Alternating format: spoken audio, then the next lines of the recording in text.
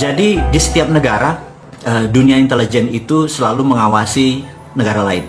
Jadi misalnya di CIA, di Langley, itu yang mengawasi kebijakan pemerintah Indonesia itu bisa lebih dari 10 doktor ilmu kebijakan ekonomi, psikologi, dan lain sebagainya. Jadi kalau ada kebijakan-kebijakan sebuah pemerintah, terutama Indonesia, dia bisa mereview.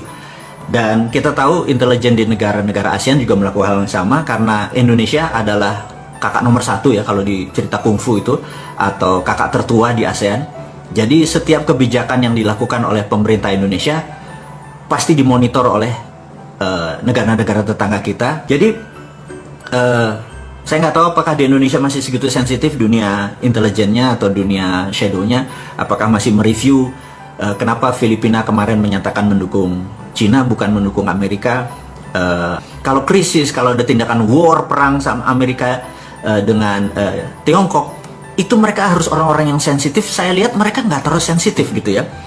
Jadi sementara kata-kata sensitif itu kata-kata yang penting, sehingga saya harus mengingatkan sekali lagi kepada para menteri, bukan para presiden, bukan pada Pak Presiden, bahwa kepada siapapun, para menteri, Anda yang dimarahi oleh Pak Presiden, Anda punya rasa, bener nggak? Saya sarankan Anda mundur kalau Anda yang ditarget oleh Pak Presiden. Atau kalau Anda bukan yang tidak ditarget, tetapi Anda merasa Anda tidak mampu, mundur. Karena sekali lagi, kami, rakyat, kita ini sudah capek Indonesia nggak pernah jadi juara dunia lagi. Atau nggak pernah jadi juara Liga Champion, atau nggak pernah juara Asia, atau antar kampung aja kita jadi nggak juara ini, gitu. Jadi saya pikir sebaiknya kalau lagi pertandingan bola, menteri-menteri yang ditarget atau merasa dirinya tidak mampu mundur gitu ya. Di masa krisis seperti tahun 98, seperti tahun 2008, mengelola negara at crisis itu ada lagi strateginya. Jadi itu ada extraordinary.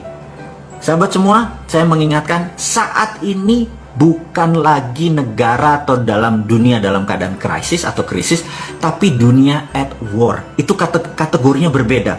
Jadi sahabat semua, saya juga mengingatkan Anda para menteri, mudah-mudahan Anda mendengar live, menonton live video ini atau nanti rekamannya, bahwa yang namanya at war itu berbeda ngelola pada saat ekonomi atau dunia dalam keadaan krisis atau dalam keadaan normal.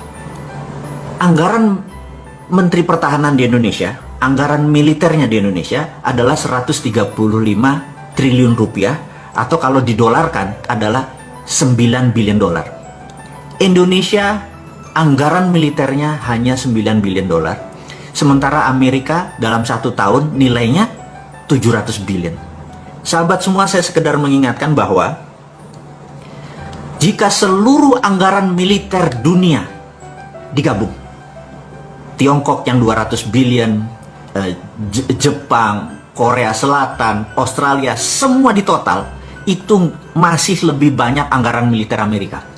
Dan Amerika memang mendominasi militer, mendominasi.